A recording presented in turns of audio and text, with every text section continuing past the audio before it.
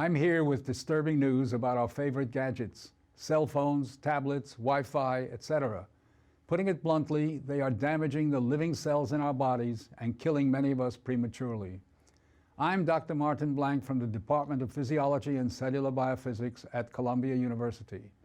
It is distressing for me and more than 160 colleagues who today are petitioning the United Nations requesting that they address this problem. We are scientists and engineers, and I am here to tell you we have created something that is harming us, and it is getting out of control. Before Edison's light bulb, there was very little electromagnetic radiation in our environment. The levels today are very many times higher than natural background levels and are growing rapidly because of all the new devices that emit this radiation. An example that a lot of us have in our pockets right now is the cell phone. One study shows that as cell phone usage has spread widely, the incidence of fatal brain cancer in younger people has more than tripled. We are putting cellular antennas on residential buildings and on top of hospitals where people are trying to get well. Wireless utility meters and cell towers are blanketing our neighborhoods with radiation. It's particularly frightening that radiation from our telecommunication and power line technology is damaging the DNA in our cells. It is clear to many biologists that this can account for the rising cancer rates. Future generations, our children, are at risk. These biologists and scientists are not being heard on the committees that set safety standards.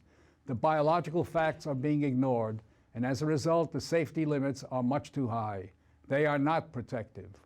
More protection will probably result from full disclosure of possible conflicts of interest between regulators and industry. Rising exposure to electromagnetic radiation is a global problem.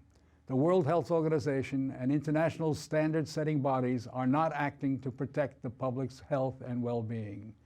International exposure guidelines for electromagnetic fields must be strengthened to reflect the reality of their impact on our bodies, and in particular, on our DNA.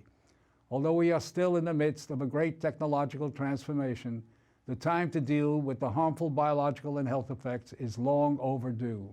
We are really all part of a large biological experiment without our informed consent.